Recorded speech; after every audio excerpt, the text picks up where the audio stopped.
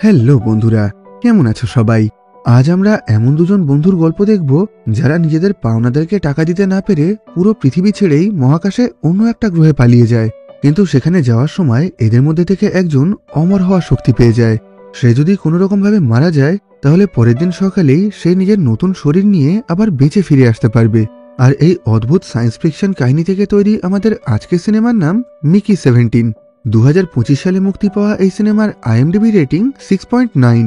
তো গল্পটা শুরু হয় 2054 সালে পৃথিবী থেকে অনেক দূরে মহাকাশের মধ্যে অবস্থিত নিফেলহাইম নামের একটা গ্রহ থেকে। সেখানেই আমরা মিকি নামের এই ছেলেটাকে দেখতে পাই। দেখা যায় মিকি এখন অজ্ঞান হয়ে একটা গভীর খাদের মধ্যে পড়ে আছে। কিছুক্ষণ পরে যখন ওর জ্ঞান ফেরে তখন ও বলতে শুরু করে, এত ওপর থেকে নিচে পড়ার পরেও আমি এখনো বেঁচে আছি কিভাবে? এখন আমাকে এই জায়গায় কষ্ট পেয়ে তিল তিল করে মরতে হবে। ও এই কথাটা বলার সাথে সাথেই ওখানে ওর বন্ধু টিমো চলে আসে, যেটা দেখে মিকি খুবই আনন্দ পায়। ও মনে করেছিল ও হয়তো এখন বেঁচে যাবে, কিন্তু দেখা যায় টিমো মিকিকে না বাঁচিয়ে ওই খাদের একটু ওপরেই পড়ে থাকা মিকির একটা ফ্লেম থ্রোয়ার নিয়ে ওখান থেকে ফিরে যাচ্ছে। যেটা দেখে মিকি একটু অবাক হয়ে গিয়ে বলে, তুমি কি আমাকে বাঁচাবে না? টিমো বলে, আমার দড়িটা খুবই ছোট, আমি নিচে তোমার কাছে পৌঁছাতে পারবো না। আর তাছাড়া এখন মরে গেলে তুমি তো কাল সকালে আবার নতুন করে বেঁচে উঠবে, তাই এখন তোমাকে বাঁচানোর জন্য আমি কোনো রকম কষ্ট করতে চাই না। এই কথাটা বলেই টিমো মিকিকে ওই খাদের মধ্যে ফেলে রেখেই ওখান থেকে চলে যায়। এই কথা শুনে এখন মিকি খুবই অসহায়ভাবে ওখানে পড়ে থেকে নিজের মৃত্যুর অপেক্ষা করতে শুরু করে। কিন্তু তখনই ও লক্ষ্য করে পাশের থেকেই পোকার মতন দেখতে ওই গ্রহের বেশ কিছু বড় বড় প্রাণী ওর দিকে এগিয়ে আসছে। এই প্রাণীগুলোর নাম ছিল ক্রিপার্স। এখন ওদের মধ্যে থেকেই খুবই বড় একটা ক্রিপার হিংস্রভাবে মিকির দিকে এগিয়ে আসতে শুরু করে। আর এখান থেকেই আমাদেরকে 4.5 বছর আগের ঘটনা দেখানো হয়, যখন মিকি আর টিমো এই দুই বন্ধুই পৃথিবীতে থাকত। আর সেখানে ওরা দুজন ব্যবসা করার জন্য একজন বড় মাফিয়ার কাছ থেকে বেশ অনেকটা টাকা ধার নেয়। কিন্তু দুর্ভাগ্যবশত কিছু মাস পরেই ওদের ব্যবসায় অনেক টাকা লস হয়ে যায়, যে কারণে ওরা সেই মাফিয়ার টাকাটা শোধ করতে পারে না। এদিকে সময় মতো নিজের টাকা ফেরত না পেয়ে ওই মাফিয়া মিকি আর টিমো দুজনকেই ধরে আনেন। উনি বলেন, আমার টাকা ফেরত দেওয়ার জন্য তোমাদের কাছে এখনো আরো 1 মাস সময় আছে, আর সেই সময়ের মধ্যে আমার টাকা ফেরত না পেলে আমি তোমাদের হাত পা কেটে তোমাদেরকে তিল তিল করে কষ্ট দিয়ে মেরে ফেলবো। আর এই কথা বলেই ওরা মিকি আর টিমোর সামনে একটা ইলেকট্রিক করার দিয়ে অন্য একটা লোকের পা কেটে দেয়। ওই মাফিয়া বলে, এই লোকটাও সময় মতন আমার টাকা ফেরত দেয়নি, তাই আজ ওর এই অবস্থা হলো। আর আগামী 1 মাসের মধ্যে আমাকে টাকা ফেরত না দিলে তোমাদের অবস্থাও এই একই রকম হবে। আর তখন তোমরা পৃথিবীর যে প্রান্তে যে কোনায় লুকিয়ে থাকো না কেন, আমার লোকেরা তোমাদেরকে সেখান থেকে ধরে আনবে। এই কথা শুনে মিকি আর টিমো দুজনেই খুবই ভয় পেয়ে যায়, কারণ ওদের দুজনের পক্ষে আগামী 1 মাসের মধ্যে একসাথে এত টাকা শোধ করা কোনোভাবেই সম্ভব ছিল না। তাই ওরা ঠিক করে নেয় ওই মাফিয়ার হাত থেকে বাঁচার জন্য ওরা পৃথিবী ছেড়ে অন্য গ্রহে পালিয়ে যাবে। আসলে এই সময় বিজ্ঞানীরা পৃথিবীর বাইরে মহাকাশের মধ্যে মানুষের বসবাসের উপযোগী অন্য একটা নতুন গ্রহের সন্ধান করছিল। আর সেজন্যই কলোনি এক্সপেডিশন নামের একটা প্রোগ্রাম শুরু করা হয়, যেখানে পৃথিবী থেকে বেশ অনেক মানুষকে একটা মহাকাশযানে করে নিফেলহাইম নামের অন্য একটা গ্রহে নিয়ে যাওয়া হবে। আর যিনি এই মহাকাশ অভিযানটা চালাচ্ছিলেন ওনার নাম ছিল কেনেথ মার্শাল। উনি একজন পলিটিশিয়ান ছিলেন, কিন্তু বিগত 2 বছর ধরেই উনি ভোটে হেরে গেছেন। আর সেজন্যই উনি পৃথিবী থেকে বেশ অনেক লোকজন নিয়ে অন্য একটা নতুন গ্রহে গিয়ে সেখানে সম্পূর্ণ নিজের রাজত্ব তৈরি করতে চাইছিলেন। কিন্তু সমস্যা হলো এই সময় পৃথিবীর বেশিরভাগ মানুষের আর্থিক অবস্থাই খুবই খারাপ ছিল। সেজন্য এখন বহু লক্ষ লক্ষ মানুষ এই পৃথিবী ছেড়ে চলে যাওয়ার অভিযানে নিজেদের নাম লেখাতে শুরু করে। কিন্তু এদের মধ্যে থেকে শুধুমাত্র বিশেষ কাজ জানা ট্যালেন্টেড লোকদেরকেই বেছে নেওয়া হচ্ছিল। এই যেমন ডাক্তার, ইঞ্জিনিয়ার, পাইলট, পুলিশ, রাঁধুনি, মেকানিক এদেরকে। আর যেহেতু মিকির বন্ধু টিমো খুবই ভালো একজন পাইলট ছিল, তাই ওকে খুবই সহজে এই কাজের জন্য বেছে নেওয়া হয়। কিন্তু দুর্ভাগ্যবশত মিকির মধ্যে কোনো রকম বিশেষ ক্ষমতা ছিল না, তাই এখন নিজেকে বাকি সমস্ত লক্ষ লক্ষ মানুষের থেকে আলাদা করার জন্য ও এক্সপেন্ডেবলের চাকরির জন্য আবেদন করে। আসলে কোনো মানুষই এই চাকরিটা করতে চাইছিল না। আর যেহেতু মিকি একাই এটার জন্য অ্যাপ্লাই করে, তাই ওকে খুব সহজেই এই কাজের জন্য বেছে নেওয়া হয়। এমনকি মিকি যখন ওর এই ফর্মটা ফিল আপ করে জমা দেয়, তখন ওখানে থাকা একজন অফিসার খুবই অবাক হয়ে গিয়ে মিকিকে প্রশ্ন করে, তুমি এক্সপেন্ডেবলের চাকরিটা করতে চাও? তুমি কি এই ফর্মে লেখা সবকিছু ভালো করে পড়েছো? মিকি আস্তে করে মাথা নাড়িয়ে উত্তর দেয়, হ্যাঁ। কিন্তু আসল সত্যি কথা হলো মিকি এই কাজের ব্যাপারে কিছুই জানতো না। ও যেভাবেই হোক এই পৃথিবী থেকে পালানোর জন্যই এই কাজটা বেছে নিয়েছিল। এখন ওই অফিসারটা মিকিকে নিয়ে ওদের স্পেসশিপের মধ্যে চলে যায়। রাস্তায় যাওয়ার পথে ওই অফিসারটা বলে, এক্সপেন্ডেবল কথার অর্থ হলো ব্যয়যোগ্য বা খরচযোগ্য। আর আজকের পর থেকে এই কোম্পানির লোকেরা যখন খুশি নিজেদের প্রয়োজন মতন তোমাকে খরচ করবে। এই কথাটা বলেই ও মিকিকে একটা ঘরের মধ্যে নিয়ে যায়, যেখানে একটা বিশেষ ধরনের মেশিন রাখা ছিল। এখন মিকিকে একটা বিশেষ ধরনের পোশাক পরিয়ে ওই মেশিনের সাহায্যে ওর পুরো বডিটাকে স্ক্যান করা হয়।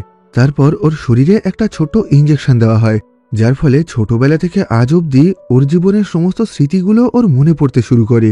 এখন ওই অফিসারটা বলে, তোমার সমস্ত স্মৃতি আর তোমার পুরো বডি স্ক্যান করে সেই ইনফরমেশনটাকে একটা হার্ড ডিস্কের মধ্যে রেখে দেওয়া হয়েছে। আর এই ডেটার সাহায্যেই এখন আমরা তোমার ক্লোন তৈরি করতে পারবো। ক্লোন মানে হলো তোমার শরীরের আরো একটা দ্বিতীয় কপি। আমরা যেমন জেরক্স মেশিন বা প্রিন্টারের সাহায্যে যে কোনো একটা ছবির অনেকগুলো কপি তৈরি করতে পারি, ঠিক একই রকম ভাবে আমাদের কাছে একটা নতুন প্রিন্টার আছে, যেটার সাহায্যে মানুষের দেহ আর তার চিন্তাভাবনা প্রিন্ট করা যায়। আর এখন তোমার এই ডেটার সাহায্যে আমরা তোমার আরো অনেকগুলো নতুন কপি তৈরি করতে পারবো। আসলে মহাকাশে ওই নতুন গ্রহে যাওয়ার জন্য বিজ্ঞানীরা তোমাকে গিনিপিগের মতন ব্যবহার করবে, যেখানে তোমাকে দিয়ে এমন এমন কঠিন কাজ করানো হবে যার জন্য তুমি অনেকবারই মারা যাবে। কিন্তু প্রত্যেকবার তুমি মারা যাওয়ার পর এই প্রিন্টারের সাহায্যে তোমার বডিটাকে নতুন করে প্রিন্ট করে তোমাকে পুনর্জন্ম দেওয়া হবে। আর প্রত্যেকবার নতুন করে জন্মগ্রহণ করার পর তুমি নিজের সমস্ত পুরনো স্মৃতিগুলোও ফিরে পাবে।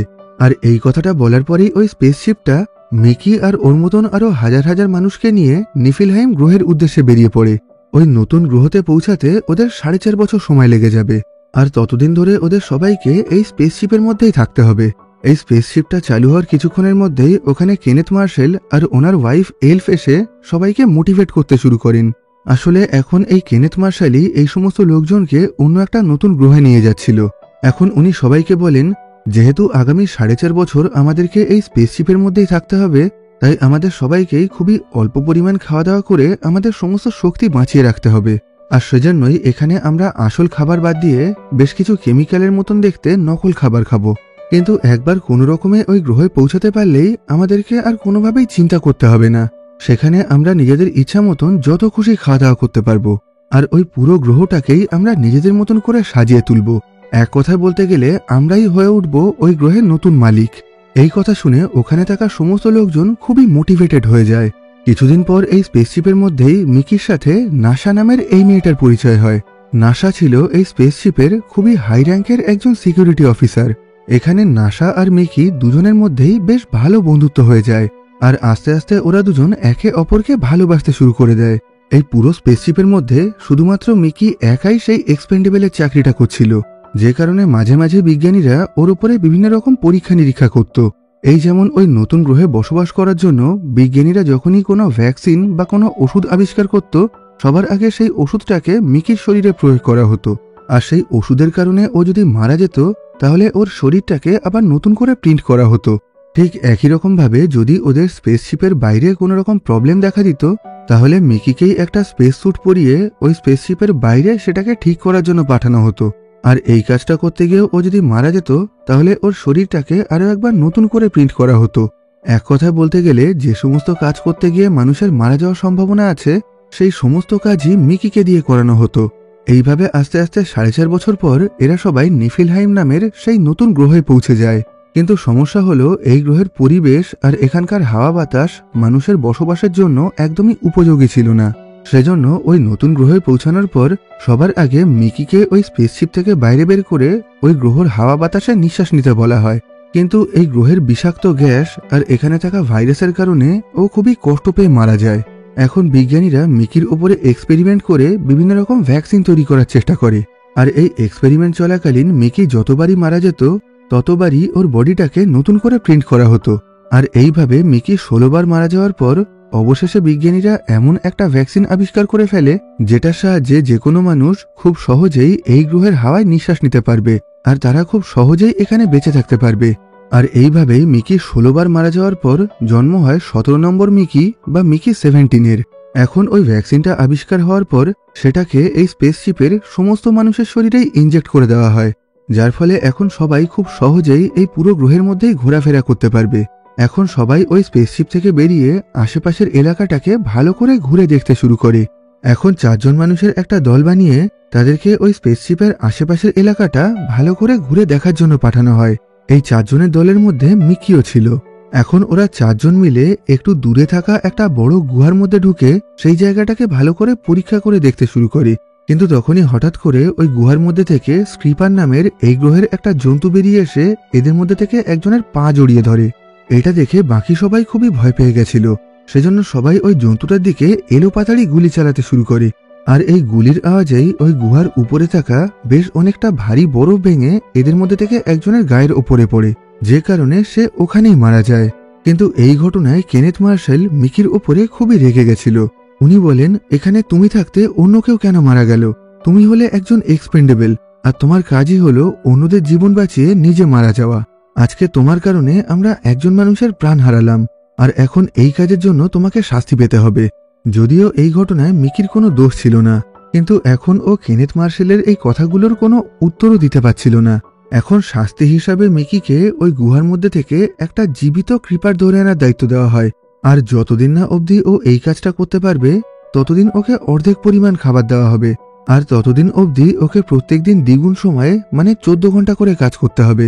এখন এই ঘটনার পরের দিন থেকেই মিকি একটা ক্রিপার ধরে আনার জন্য এই গ্রহের চারিদিকে ঘোরাঘুরি করতে শুরু করে। আর এই কাজটা করতে করতেই একদিন ও একটা বরফের খাদের মধ্যে পড়ে যায়। আর তখনই পাশের থেকে একটা বিশাল বড় ক্রিপার ওর দিকে এগিয়ে আসতে শুরু করে। আর এই দৃশ্যটাই আমরা একদম এই গল্পের শুরুতে দেখেছিলাম। এখন মিকি মনে করেছিল ওই ক্রিপারগুলো হয়তো ওকে মেরে ফেলে ওকে খেয়ে নেবে, কিন্তু দেখা যায় তেমনটা কিছুই হচ্ছে না। ওই বিশাল বড় ক্রিপারটা মিকিকে টানতে টানতে ওই গুহার বাইরে নিয়ে যাচ্ছে, আর বাকি সমস্ত ছোট ছোট ক্রিপাররা মিকির গায়ের ওপরে উঠে ওর সাথে খেলা করার চেষ্টা করছে। পৃথিবীতে কুকুররা মানুষের সাথে যেরকম ভাবে খেলা করে, এখানে এই ক্রিপার নামক এলিয়েনরাও মিকির সাথে সেই একই রকম ভাবে খেলা করছিল, যেটা দেখে মিকি একটু অবাক হয়ে যায়। কারণ এতদিন ধরে ও আর বাকি সবাই মনে করছিল এই ক্রিপার্সগুলো হয়তো খুবই হিংস্র, আর ওরা হয়তো মানুষদেরকে খেয়ে নেয়। কিন্তু এখন এই ক্রিপার্সগুলো মিকির কোনো রকম ক্ষতি না করে ওকে সুরক্ষিতভাবে ওই গুহার থেকে বাইরে বের করে দেয়। এই ঘটনায় মিকি প্রচন্ড অবাক হয়ে গেছিল। এখন ওই গুহা থেকে বাইরে বেরোনোর পর ও ঠান্ডায় কাঁপতে কাঁপতে আবার নিজের স্পেসশিপে ফিরে আসে, আর এখানে ও কারোর সাথে কোনো রকম কথা না বলে চুপচাপ নিজের ঘরে চলে যায়। কিন্তু ঘরে ঢোকার পর দেখা যায় সেখানে ওরই মতন দেখতে আরও একটা মিকি শুয়ে আছে, আর এটা ছিল 18 নম্বর মিকি বা মিকি 18। আসলে সবাই মনে করেছিল ওই খাদের মধ্যে পড়ে যাওয়ার পর মিকি 17 হয়তো মারা গেছে, আর ওকে হয়তো ওই ক্রিপার্সরা খেয়ে নিয়েছে। সেজন্যই আজ সকালে মিকি 18কে প্রিন্ট করা হয়। এখানে দেখা যায় মিকি 17-এর তুলনায় মিকি 18 অনেক বেশি রাগী আর আত্মবিশ্বাসী ছিল। এখন মিকি 17কে দেখে মিকি 18 বলে, তুমি এখনো মারা যাওনি কেন? এখন আমাকে নিজের হাতেই তোমাকে মেরে ফেলতে হবে। আসলে একসাথে দুটো ক্লোন বেঁচে থাকার এই পদ্ধতিকে মাল্টিপলস বলা হতো, আর নিয়ম অনুযায়ী এই স্পেসশিপের মধ্যে কোনো মানুষের দুটো ক্লোন বা দুটো কপি একসাথে বেঁচে থাকতে পারবে না। এটা পুরোপুরিভাবে বেআইনি ছিল। আর এখন মিকি 18 নিজে বেঁচে থাকার জন্য মিকি 17কে মেরে অজ্ঞান করে দেয়, আর তারপর ওর মৃতদেহটা আগুনে পুড়িয়ে নষ্ট করে দেওয়ার জন্য ওর দেহটা টানতে টানতে ব্রয়লার রুমের দিকে নিয়ে যেতে শুরু করে। আসলে এই স্পেসশিপের মধ্যে সমস্ত নোংরা আবর্জনা আর বজ্র পদার্থগুলোকে পুড়িয়ে নষ্ট করার জন্য বেশ কিছু চুল্লি তৈরি করা হয়েছিল। এখন মিকি 18 এই চুল্লির মধ্যেই মিকি 17কে পুড়িয়ে মেরে ফেলতে চাইছিল, কিন্তু ও কিছু করে ওঠার আগেই মিকি 17-এর জ্ঞান ফিরে আসে। এখন ও খুবই কাকুতি মিনতি আর অনুরোধ করে মিকি 18কে বলতে শুরু করে, তুমি আমাকে মেরো না, আমি তোমার ভাগের সমস্ত কাজ করে দেব, এমনকি আমি সবার কাছ থেকেই লুকিয়ে থাকবো, তুমি শুধু আমাকে বেঁচে থাকতে দাও। ওরা দুজন এই কথাগুলো বলতে বলতেই ওখানে মিকির বন্ধু টিমো চলে আসে, যে কারণে এখন এরা দুজন তাড়াতাড়ি করে টিমোর নজরের আড়ালে লুকিয়ে পড়ে। এখানে টিমোকে দেখে মিকি 18 খুবই রেগে গেছিল। ও বলে, আজকের টিমের কারণেই আমরা ব্যবসা করার জন্য ওই মাফিয়ার কাছ থেকে লোন নিয়েছিলাম, আর সেজন্যই এখন আমাদেরকে পৃথিবী ছেড়ে এই গ্রহে পালিয়ে আসতে হয়েছে। এমনকি একটু আগে তুমি যখন ওই খাদের মধ্যে পড়েছিলে তখন টিমো একবারও তোমাকে বাঁচানোর চেষ্টা করেনি। এমনকি পৃথিবী থেকে আসার আগেও ও একা একা পাইলটের চাকরি নিয়ে ওখান থেকে পালিয়ে আসে। ও কোনোভাবেই আমাকে সাহায্য করার চেষ্টা করেনি। ও শুধুমাত্র স্বার্থপরের মতন আমাদেরকে ব্যবহার করেছে, আর এখন ওর এই কাজের জন্য ওকে শাস্তি পেতে হবে। এই কথা বলেই মিকি 18 টিমোর কাছে গিয়ে ওকে প্রচন্ড মারধর করে একটা চুল্লির মধ্যে ফেলে দেয়। কিন্তু টিমোকে পুরোপুরি চুল্লির নিচে ফেলার আগেই ওখানে মিকি 17 চলে আসে, আর সে মিকি 18কে মেরে ওখান থেকে সরিয়ে দিয়ে টিমোকে আবার ওই চুল্লি থেকে বাইরে বের করার চেষ্টা করে। আসলে মিকি 18 এখন রেগে গিয়ে টিমোকে মেরে ফেলতে চাইলেও মিকি 17 টিমোকে বাঁচাতে চাইছিল। আর এখন এই বিষয়টা নিয়েই মিকি 18 আর মিকি 17 এর মধ্যে মারামারি শুরু হয়ে যায়। এদিকে টিমো তখনও ওই চুল্লির ভিতরেই ঝুলছিল। এসব কিছুর মধ্যেই ওখানে মিকির গার্লফ্রেন্ড অর্থাৎ নাসা আর আরও একজন সিকিউরিটি গার্ড চলে আসে, যেটা দেখে মিকি 17 তাড়াতাড়ি করে ওখানেই একটা জায়গায় লুকিয়ে পড়ে। আর এখন মিকি 18 চুল্লির ভিতরে ঝুলতে থাকা টিমোকে বলে, এখানে যা কিছু ঘটেছে তুমি যেন এই ব্যাপারে কাউকে কিছুই বলবে না, তাহলে কিন্তু আমি পরে সুযোগ পেলেই তোমাকে মেরে ফেলবো। এরপর ও টিমোকে ওই চুল্লির ভিতর থেকে ওপরে তুলে আনে। ওপরে ওঠার পর টিমো ওই সিকিউরিটি এজেন্ট আর নাসাকে বলে, আমি কাজ করার সময় ভুল করে এই চুল্লির মধ্যে পড়ে গেছিলাম, কিন্তু তখনই মিকি কোনো রকমে ওই চুল্লির ভিতর থেকে আমাকে ওপরে তুলে আনে, আর এখন ওর জন্যই আমার জীবন বেঁচে গেল। এই কথা শুনে নাসা আর ওই সিকিউরিটি এজেন্টও মিকির উপরে খুবই খুশি হয়। এরপর নাসা মিকি 18কে নিজের সাথে করে নিজের ঘরে নিয়ে যায়, কিন্তু দূর থেকে লুকিয়ে লুকিয়ে এসব কিছু দেখে মিকি 17 খুবই রেগে গেছিল। এখন ও আস্তে আস্তে ওদের পিছন পিছন নাসার ঘরে যেতে শুরু করে, কিন্তু মাঝ রাস্তায় বেশ কিছু লোকজন মিকি 17কে ধরে কেনেথ মার্শালের ঘরে নিয়ে যায়। আসলে প্রতি মাসেই এই স্পেসশিপ থেকে যে কোনো একজনকে কেনেথ মার্শাল আর ওনার ওয়াইফ এলফের সঙ্গে ডিনার করার সুযোগ দেওয়া হয়, আর এই মাসে মিকি সেই সুযোগটা পেয়েছিল। ওখানে যাওয়ার পর মিকিকে অনেক ভালো ভালো খাবার খেতে দেওয়া হয়, যেটা দেখে মিকি পাগলের মতন তাড়াতাড়ি করে একসাথে সমস্ত খাবার খেতে শুরু করে, কারণ এই স্পেসশিপে আসার পর থেকেই ও কোনো ভালো খাবার খাওয়ার সুযোগ পায়নি। এখন এখানে বেশ কিছুক্ষণ খাওয়া দাওয়া করার পর হঠাৎ করে মিকির প্রচন্ড শরীর খারাপ করতে শুরু করে। ও পুরো ঘরের মধ্যেই প্রচন্ড যন্ত্রণায় পাগলের মতন ছটফট করতে শুরু করে, যেটা দেখে ওখানে তাড়াতাড়ি করে বেশ কিছু ডাক্তার আর একজন সিকিউরিটি এজেন্ট চলে আসে। এখন মিকিকে সুস্থ করার জন্য ওই ডাক্তাররা ওর শরীরে একটা বিশেষ ধরনের ইঞ্জেকশন দেয়। আর এখান থেকেই আমরা জানতে পারি এতক্ষণ ধরে মিকি যে খাবারগুলো খাচ্ছিল সেই সবগুলোকেই কেমিক্যালের সাহায্যে ল্যাবের মধ্যে তৈরি করা হয়েছে। এখন মিকিকে ওই খাবারগুলো খাইয়ে এক্সপেরিমেন্ট করে দেখা হচ্ছিল ওই খাবারগুলো আদৌ মানুষের খাওয়ার যোগ্য কিনা। এদিকে দেখা যায় ভ্যাকসিন দেওয়ার পরেও মিকি তখনও খুবই কষ্ট পাচ্ছিল, যে কারণে কেনেথ মার্শাল মিকিকে গুলি করে মেরে ফেলার সিদ্ধান্ত নেয়।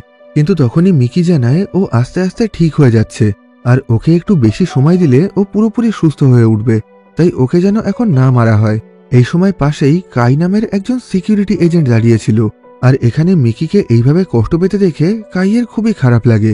সেজন্য এখন ও মিকিকে নিজের সাথে করে নিজের ঘরে নিয়ে যায়। সেখানে বেশ কিছুক্ষণ বিশ্রাম নেওয়ার পর মিকি আগের থেকে অনেকটা সুস্থ হয়ে ওঠে। সেজন্য এখন ও কাইকে বিদায় জানিয়ে ওখান থেকে নাসার কাছে চলে আসে।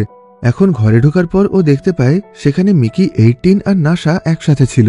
এখন একসাথে দুটো মিকিকে দেখে প্রথমের দিকে নাসা একটু ঘাবড়ে যায়, কিন্তু পরে ও ওই দুজন মিকিকেই একসাথে বাঁচিয়ে রাখার সিদ্ধান্ত নেয়। এখন ওরা ঠিক করে নেয় এই দুজন মিকির মধ্যে থেকে প্রত্যেক দিন একজন একজন করে বাইরে বেরোবে, আর অন্য একজন তখন ঘরের মধ্যেই থাকবে। এরা সবাই যখন নিজেদের মধ্যে এই কথাগুলো বলছিল তখনই মিকি 17-এর পিছন পিছন ওই ঘরের মধ্যে কাই চলে আসে। এখানে দুটো মিকিকে একসাথে দেখে কাইও খুবই ঘাবড়ে যায়। এখন ও তাড়াতাড়ি করে এই বিষয়টা কেনেথ মার্শালের কাছে রিপোর্ট করার জন্য ওদের ঘর থেকে বেরিয়ে পড়ে, কিন্তু নাসা যেভাবেই হোক ওই দুজন মিকিকে একসাথে বাঁচিয়ে রাখতে চাইছিল, আর সেজন্যই এখন ও কাইয়ের সাথে কথা বলতে শুরু করে। এদিকে ঘরের মধ্যে মিকি 18 মিকি 17কে প্রশ্ন করে, কেনেথ মার্শালের ঘরে গিয়ে তুমি কি কি খাওয়া দাওয়া করলে?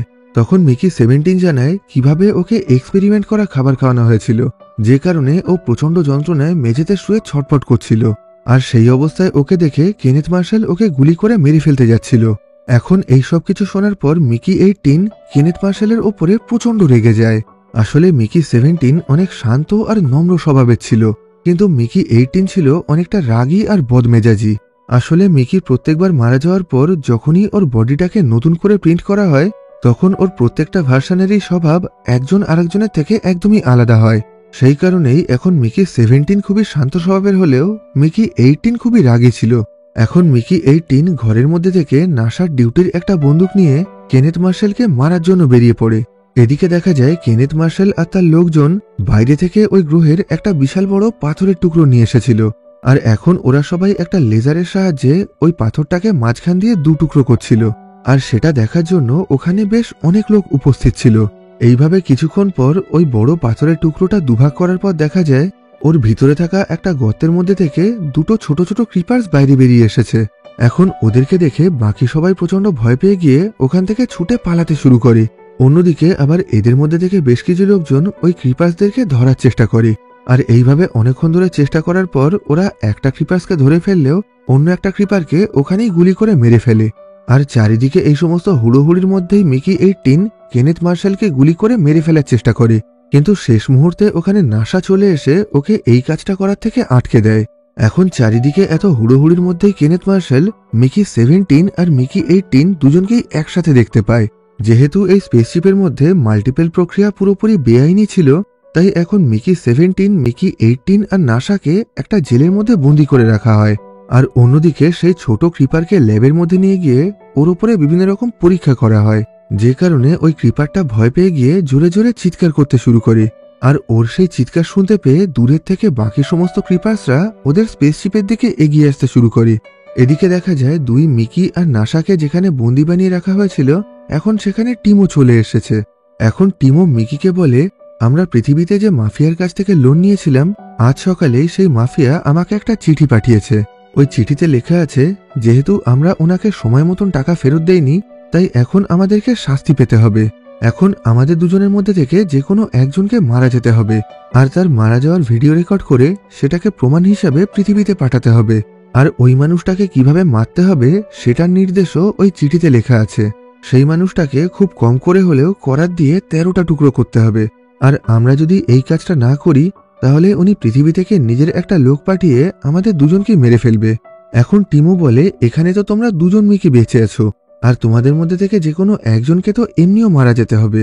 তাই এখন তোমাদের মধ্যে থেকে যে কোনো একজনকে আমি 13 টুকরো করে মেরে ফেলতে চাই, যাতে সেই প্রমাণটা পৃথিবীতে পাঠিয়ে আমি নিজের জীবন বাঁচাতে পারি।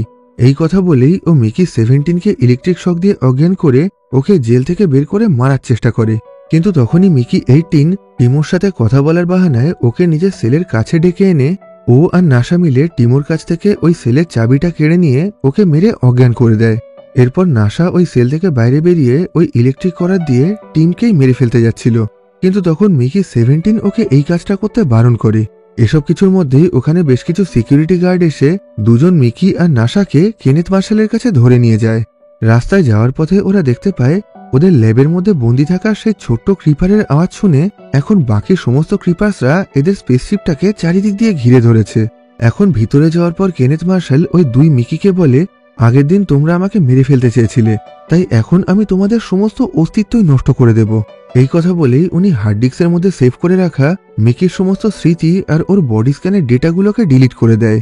এরপর উনি বলেন, এখন আমি এক এক করে তোমাদের দুজনকে মেরে ফেলবো, আর তোমাদেরকে মারা হয়ে গেলে আমি বাইরে থাকা সমস্ত ক্রিপার্সদেরকেও মেরে ফেলবো। ওরা আমাদের সাথে যুদ্ধ করার জন্য আমাদের স্পেসশিপটাকে চারিদিক দিয়ে ঘিরে ধরেছে। যেটা শুনে নাসা বলে, ওই ক্রিপার্সরা আমাদের সঙ্গে যুদ্ধ করার জন্য আসেনি, ওরা মানুষের কোনো ক্ষতিই করতে চায় না। আগের দিন ওরা মিকি 17কে ওই গুহার মধ্যে থেকে জীবিত অবস্থায় ফিরিয়ে দিয়েছে। আসলে আমাদের ল্যাবের মধ্যে আমরা যে ছোট্ট ক্রিপারটাকে বন্দি বানিয়ে রেখেছি, তাকে বাঁচানোর জন্যই এখন ওরা সবাই এখানে চলে এসেছে। এই কথা শুনে পাশের থেকে ডরুথি নামের একটা বিজ্ঞানী বলে, নাসা একদমই ঠিক বলেছে, এই ক্রিপার্সরা খুবই বুদ্ধিমান, আর এরা আমাদের সঙ্গে কথা বলার চেষ্টা করছে।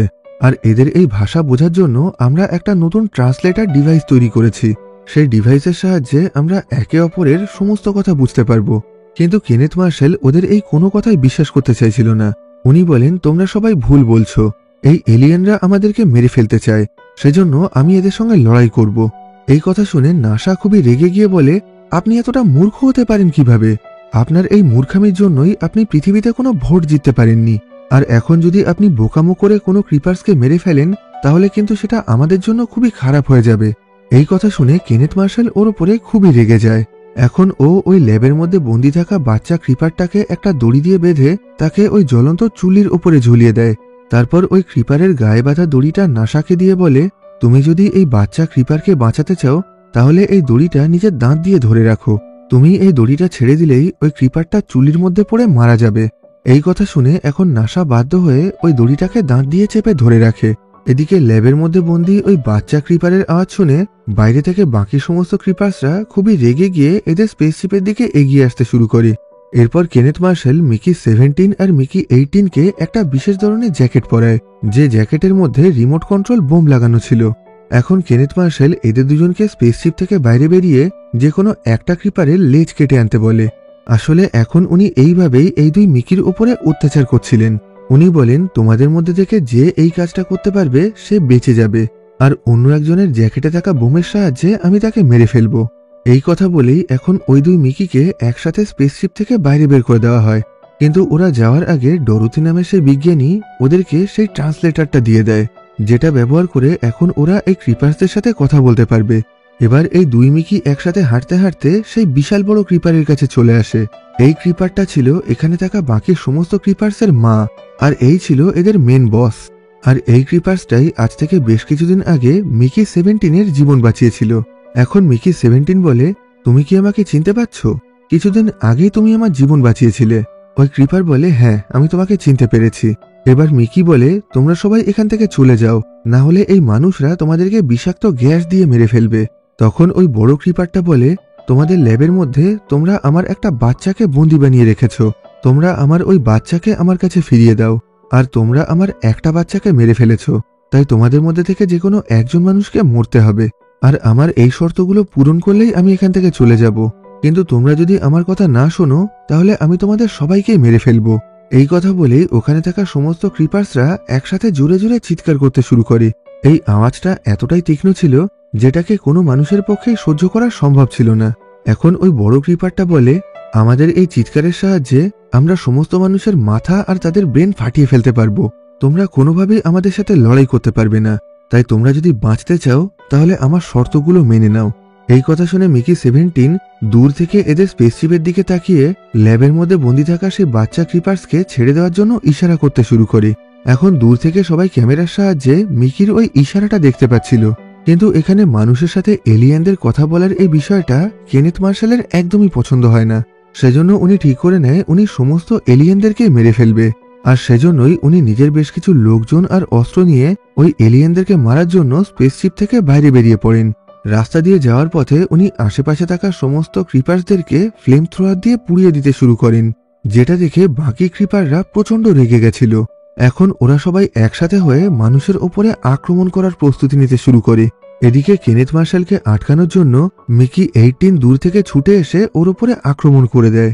এদিকে ভিতর থেকে এসব কিছু দেখে নাসা খুব ভালোভাবে বুঝতে পারে ওই বাচ্চা ক্রিপারকে না ছাড়লে এখানে খুবই বড় একটা বিপদ হতে চলেছে। সেজন্য ও নিজের ফাইটিং স্কিলের সাহায্যে ছুটে গিয়ে লাফ মেরে নিজের পা দিয়েই কেনেথ মার্শালের স্ত্রী অর্থাৎ এলফের গলা চেপে ধরে।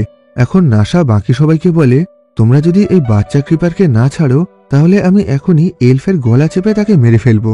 এটা শুনে এখন বাধ্য হয়ে ওই বাচ্চা ক্রিপারকে ছেড়ে দেওয়া হয়। এখন নাসা তাড়াতাড়ি করে ওই বাচ্চা ক্রিপারকে নিয়ে মিকি 17-এর কাছে চলে যায়। আর এরপর ওরা দুজন মিলে ওই বাচ্চাটাকে ওর মা অর্থাৎ বড় ক্রিপারের কাছে ফিরিয়ে দেয়। এখানে নিজের বাচ্চাকে ফিরে পেয়ে ওই বড় ক্রিপার অনেকটা শান্ত হয়ে গেছিল। এদিকে দেখা যায় মিকি 18 আর কেনেথ মার্শালের মধ্যে তখনও লড়াই চলছিল। এখন মিকি 18 খুবই চালাকির সাথে কেনেথ মার্শালের হাতে থাকা সেই বোমের রিমোটটা চেপে দেয়, যার ফলে মিকি 18-এর জ্যাকেটে থাকা সেই বোমটা ফেটে যায়। আর এই ঘটনায় ও আর কেনেথ মার্শাল দুজনেই মারা যায়। এই ঘটনায় মিকি 17 আর নাসা দুজনেই প্রচন্ড কষ্ট পেয়েছিল।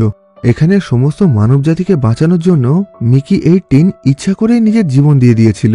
এখন যেহেতু ওই বড় ক্রিপারের দুটো শর্তই মেনে নেওয়া হয়েছিল, অর্থাৎ ওর বাচ্চাকেও ওর কাছে ফিরিয়ে দেওয়া হয়েছিল আর ওর অন্য একটা বাচ্চাকে মেরে ফেলার জন্য এখানে দুটো মানুষের জীবনও চলে গেছিল, সেজন্য এখন ও শান্ত হয়ে মানুষদের বিরুদ্ধে লড়াই করা বন্ধ করে দেয়। এদিকে নিজের চোখের সামনে নিজের স্বামীকে মারা যেতে দেখে এলফা নিজের মানসিক ভারসাম্য পুরোপুরিভাবে হারিয়ে ফেলে। এরপর দেখা যায় এই ঘটনার 6 মাস কেটে গেছে। এই 6 মাসের মধ্যে পৃথিবী থেকে সেই মাফিয়া টিমোকে মারার জন্য নিজের একজন লোককে পাঠিয়েছিল, কিন্তু টিমো খুবই সাহসের সাথে সেই লোকটার সাথে লড়াই করে তাকেই মেরে ফেলে। এদিকে কেনেথ মার্শাল মারা যাওয়ার পর এখন এই গ্রহের সমস্ত মানুষদের নতুন নেতা হয়ে ওঠে নাসা। আর ওর নেতৃত্বে এখানে থাকা সমস্ত মানুষ খুবই সুখে শান্তিতে ছিল। ক্ষমতায় আসার পর নাসা ঠিক করে নেয় এখন থেকে আর কোনো মানুষেরই ক্লোন তৈরি করে তাকে দিয়ে এক্সপেন্ডেবলের কাজ করানো হবে না। সেজন্য এখন ও আর বাকি সবাই মিলে হিউম্যান বডি প্রিন্ট করা সেই মেশিনটাকে পুরোপুরি ধ্বংস করে দেয়। আর এরপর থেকে ওই নতুন গ্রহে সমস্ত মানবজাতি আর ক্রিপার্স একসাথে ভালোভাবে থাকতে শুরু করে। আর এখানেই এই সিনেমার গল্পটা শেষ হয়। তো আজকের মতন এই ভিডিওটাকে এখানেই শেষ করছি। ভিডিওটা তোমাদের কেমন লাগলো কমেন্ট বক্সে জানিও। ভালো লাগলে লাইক করো আর খারাপ লাগলে ডিসলাইক করো। আবার দেখা হবে পরবর্তী ভিডিওতে।